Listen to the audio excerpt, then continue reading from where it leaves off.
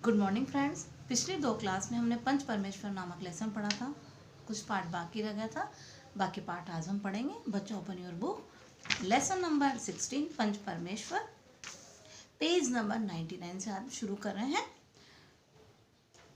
Second paragraph से हम पढ़ रहे हैं। मगर रामधन मिश्र और अलगू चौधरी की नित्य परायणता की प्रशंसा जी खोलकर कर रहे थे। रामधन मिश्र और जो थे वो क्या कर रहे थे, जो अलगू चौधरी ने जो न्याय करा खाला के पक्ष में, उसकी क्या कर रहे थे, प्रशंसा कर रहे थे। वे कहते थे इसका नाम पंचायत है। क्या है इसका नाम? पंचायत है, जो दूध का दूध और पानी का पानी कर दिए।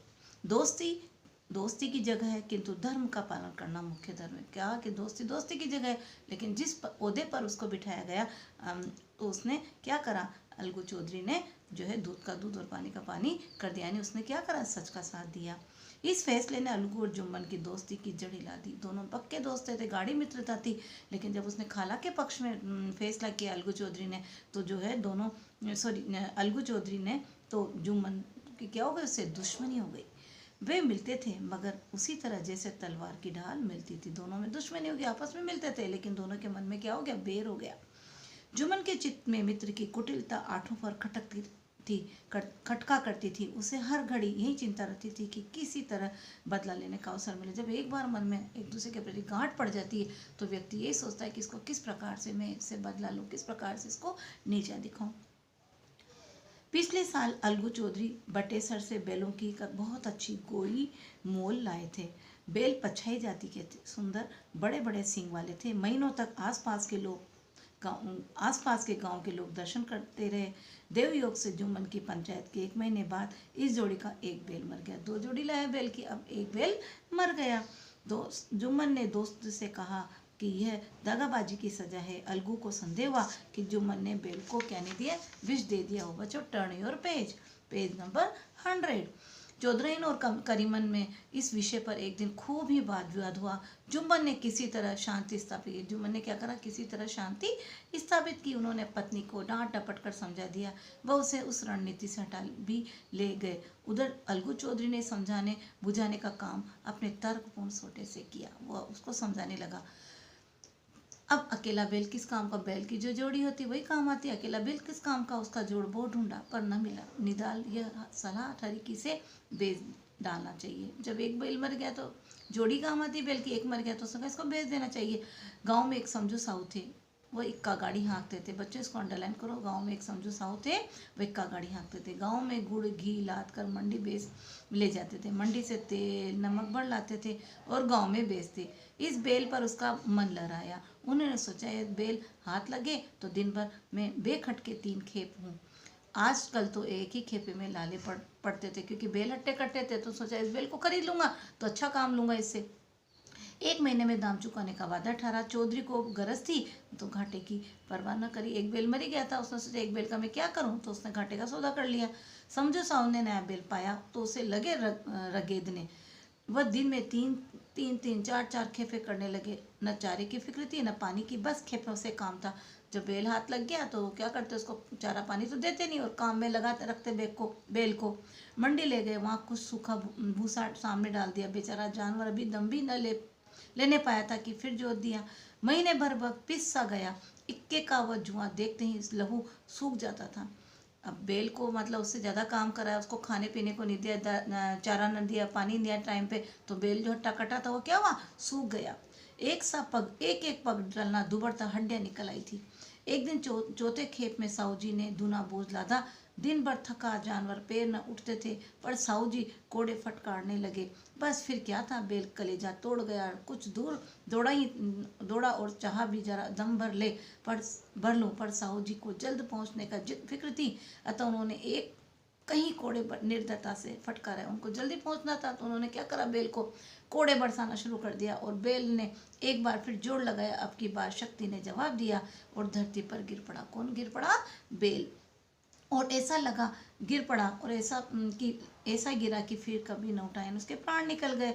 उन्होंने बेल को गौर से देखा, वो मर चुका था। सोचने लगे कि गाड़ी कैसे घर पहुंचे। अब बेल ही मर गया तो गाड़ी घर कैसे पहुंचे। बहुत चीखे चिल्लाया। देहात का रास्ता बच्चों की आंख की तरह संध्या होते ही बंद हो जाता है। जब संध्या होती है तो गाँव में आवाजाही कम हो जाती है, यानी लोग इक्के दुक्के बाहर निकलते हैं। और कहीं बोरे गुड़ और कहीं पीपे घी उन्होंने बेचे थे। 200-250 रुपये कमर में बंधे थे। इसके सिवा गाड़ी पर कई बोरे नमक के थे, अतः छोड़कर जा भी नहीं सकते थे। अब बेल मर गया, वो गाड़ी को लेके कैसे जाए, और इतना सारा सामान छोड़ भी नहीं सकते थे। लाचार बेचारे गाड़ी पर ही लेट गए, वहीं रत जगह करने की ठान ली, वहीं सोने लग गए। चिलम गाया, फिर हुक्का पिया। इस तरह साहू जी आधी रात तक नींद को बलाते रहे। फिर अपनी जान में तो जागते ही रहे, पर पो फटते ही नींद टूटी और कमर पर हाथ रखा तो क्या हुआ, थैली गायब थी पैसों की। घबरा कर इधर उधर देखा, कई कनस्तर तेल भी नजर थे, और तेल के जो कनस्तर थे वो भी कोई चोर के ले गया। प्रातःकाल रोते बिलखते घर पहुंचे। साहूआन ने जब ये बुरी सुहावनी सुनी तब पहले ही तो रोई, फिर अलगू चौधरी को गालियां देने लगी। किसको गालियां देने लगी? अलगू चौधरी को। निगोड़ो ने ऐसा कुलक्षणी बेल दिया कि जन्म भर की कमाई लुट गई। अब इसमें अलगू चौधरी का दोष छोड़िए, दोष किसका है? इसका है समझू का, कि उसने बहुत ज्यादा उन बैलों से काम लिया। इस घटना की कई महीने बीत गए। अलगू जब बेल के दाम मांगने साहू और समूह आई के दोनों के जन लाए तो सारे जन्म की कमाई लुट गई। अलगू चौधरी बेलों का दाम लेने गया। जब उन्होंने कहा था महीने भर बाद बेल के दाम देना, तो दोनों जो थे समझू साहू और उसकी जो पत्नी थी वो दोनों उस पर जल्ला गए कि हमारे तो सारी जन्म भर की कमाई लुट गई और सत्यानाश हो गए। दामों की पड़ी है, मुर्दा बेल दिया था, उस पर दाम मांगने चले गए। चौधरी ने अशुभ चिंतकों की कमी नहीं थी, और ऐसे अवसर पर वे एकत्र हो गए और साहू जी की बराने की बचटानी। और पेज 101 पुष्टि करते 150 रुपये से इस तरह हाथ धो लेना आसान नहीं था। अब 150 रुपये में जो सौदा हुआ था हाथ धोना, उसको अच्छा नहीं लगा। एक बार फिर भी गर्म पड़े। साहू जी बिगड़ कर लाठी ढूंढने घर चले। अब साहूआनी ने मैदान लिया और शोरगुल सुनकर गांव के भले मानस घर से निकले। वह परामर्श देने लगे कि इस तरह से काम न चलेगा, पंचायत कर लो। क्या बोला? कि पंचायत कर लो, कुछ तय हो जाए, उन्हें स्वीकार कर लो। साहू जी राजी हो गए। अलगू ने भी हमें बोली भाई पंचायत बुलाई जाए, तो दोनों समझू साहू और अलगू चौधरी दोनों राजी हो गए। पंचायत की तैयारी होने लगी। दोनों पक्षों ने अपने अपने दल बुलाने शुरू किए। उसके बाद तीसरे दिन उसी वृक्ष के नीचे क्या बेटी? पंचायत बैठी। वही संध्या का समय था। पंचायत बैठ गई तो रामधन मिश्र ने कहा अब देरी क्या है, पंचों का चुनाव हो जाना चाहिए। बोलो चौधरी, किस किस को पंच बदते हो? अलगू ने दीन भाव से कहा समझू साहू ही चुन ले। समझू खड़े होकर कड़क कर बोले मेरी ओर से जुम्मन शेख। क्या नियुक्त करा उसने? जुम्मन शेख। सामधन और अलगू के मित्र थे। वह इस बात को ताड़ गए। पूछा क्यों चौधरी, तुम्हें कोई ऊर्ज तो नहीं? चौधरी निराश होकर कहा नहीं, मुझे क्या ऊर्ज हो सकता है। जुम्मन शेख के मन ही मन सरपंच का उचित स्थान ग्रहण करते ही अपनी जिम्मेदारी का भाव पैदा हो गया। देखो कि कोई भी वो दुश्मनी भूल जाता है जब उसको जिस पद पर नियुक्त किया जाता है उस पद की वो गरिमा का ध्यान रखता है। उसने सोचा मैं इस वक्त न्याय और धर्म का सर्वोच्च आसन पर बैठा हूँ। मेरे मुंह से इस समय जो भी कुछ निकलेगा देववाणी के शब्द है, यानी जो शब्द मैं निकालूंगा, जो न्याय में करूंगा वो ईश्वर के शब्द होंगे। और देववाणी में मेरे मनोविकार कदापि समावेश न होना चाहिए। मुझे सत्य से जो भर भी टलना उचित नहीं है। वो कह रहा है कि मैं जो मेरे शब्द निकलेंगे वो ईश्वर के ही शब्द होंगे। नेक्स्ट पैराग्राफ बच्चों, पंचों ने दोनों पक्षों के सवाल जवाब करने शुरू किए। कुछ देर तक दोनों दल अपने अपने पक्ष का समर्थन करते रहे। इस विषय में तो सब समझते कि समझू को बेल का मूल्य देना चाहिए, परंतु वो महाशय इस कारण रियायत करना चाहते थे कि बेल के मर जाने से समझू को हानि हुई है।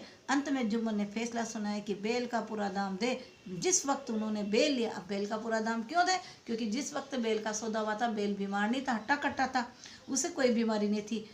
अगर उसी समय दाम दे दिए जाते तो आज समझू ने उसे फेर लेने का आग्रह न करते। बेल की मृत्यु केवल, अब उसने कहा बेल की मृत्यु क्यों हुई? उससे सबसे बड़ा कठिन परिश्रम लिया गया और चारे दाने का कोई प्रबंध न किया गया, यानी उस बेल से दिन भर काम किया और उसको चारा पानी नहीं दिया।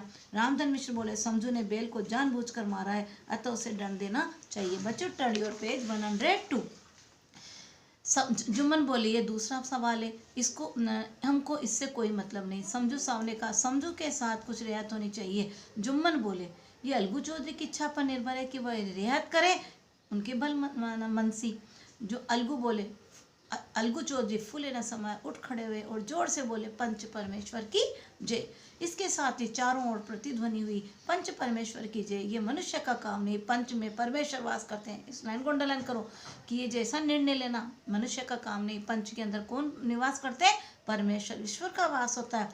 ये उन्हीं की महिमा है। पंच के सामने खोटे को कौन खड़ा कर सकता है? जिसने जो है जिसने अन्याय किया है तो उसको खरा कोई भी नहीं कह सकता। थोड़ी देर बाद जुम्मन अलगू के पास आए और उनके गले लिपट कर बोले, भैया जब से तुमने मेरी पंचायत की, जब तब से मैं तुम्हारा प्राणघातक शत्रु बन गया था, पर आज मुझे ज्ञात हुआ कि पंच के पद पर बैठकर न कोई किसी का मित्र न किसी का दुश्मन, न्याय के सिवा उसे और कुछ नहीं सोचता। उसने कहा कि जब तुमने ना खाला के पक्ष में फैसला लिया था तो तुम मेरे क्या बन गए थे, दुश्मन बन गए थे, लेकिन आज जिस पद पर मैं बैठा हूँ तो उस पद पर बैठकर जो मैंने फैसला किया तो मुझे आज ये हुआ कि जो पद की गरिमा का जो है ध्यान में रखते हुए तुमने खाला के पक्ष में फैसला किया था, और दोनों के जो मन के मेल थे वो धुल गए।